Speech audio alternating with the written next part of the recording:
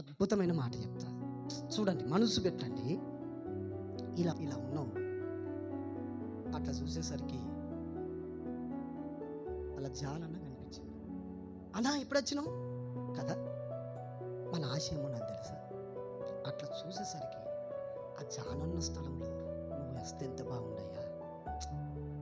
అయ్యా ఇట్లా చూసేసరికి ఆ ప్రతాప్ రెడ్డి కనిపించింది. అయ్యా ఆ ప్రతాప్ రెడ్డి లాగా నువ్వు వస్తే ఎంత బాగుండయ్యా.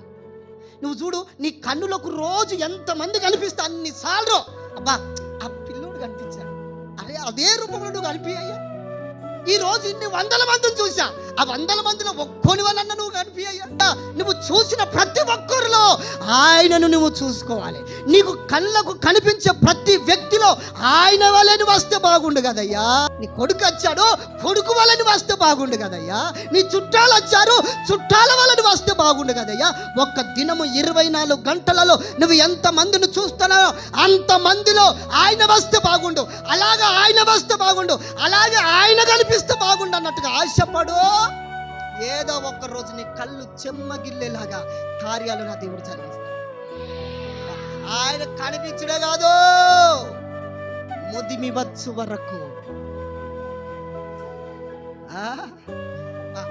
ఈ రోజు నుంచి నీ ఆశ ఈ విధంగా, ఈ రోజు నుంచి నువ్వు ప్రయాసపడు. ఇది ఒక ప్రాక్టికల్గా నువ్వు ప్రయత్నం చెయ్యి. మళ్ళొచ్చే వారం వరకు అయ్యా అయ్యా అయ్యా ఏసయ్య కనిపించాడు అయ్యా, నువ్వు రాకపోతావని చూడదు. అట్లా ఒకవేళ కనిపిస్తే అట్లా కనిపిస్తే ఇప్పుడు ఏమని పాట పాడుకుంటున్నారో తెలుసా? తల్లి ఒడిలో బిడ్డవలేనే అనుకుంటూ పోవాలి. అబ్బా నా తల్లి దొరికిందిరా, నా తండ్రి లాంటి వాడు దొరికాడురా, ఆయన కౌగిటిలో అబ్బా ఇంత కృప అని పరిగెత్తుకొని వెళ్ళిపోవచ్చు. ఈ రోజు నుంచి నీ నేత్రములకు ఏ మనిషి కనిపించినా అలా నువ్వు కనిపిస్తే బాగుండు కదయ్యా. ఈ రోజు నుంచి నీ నేత్రములకు, నీ కన్నులకు ఎవరు కనిపించినా అలా నువ్వు కనిపిస్తే బాగుండయ్యా. ఆ మనిషి స్థానంలో నువ్వు ఉంటే ఎంత బాగుండు. నాకు శత్రువు కనిపిస్తుండయ్యా, ఆ శత్రువు కలిగిన స్థానంలో నీవుంటే ఎంత బాగుండు. ఈ రోజు నుంచి చూడు, ఈ రోజు నీ కళ్ళ ముందు 100 మంది పోయినా 100 మందిని బట్టి ఇదే మాట, అది నువ్వైతే ఎంత బాగుండు అయ్యా, అది నువ్వైతే ఎంత బాగుండు, అది నువ్వైతే ఎంత బాగుండు అని నువ్వు మాట్లాడు. దేవుడు తప్పకుండా కార్యం జరిగిస్తాడు.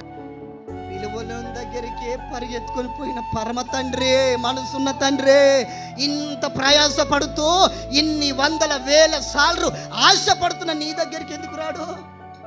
కఠినుడు కాదు, కఠినమైన దేవుడు కాదు. పిలవక ముందే వచ్చే పరమనాథుడు, పరమ పరిశుద్ధుడు.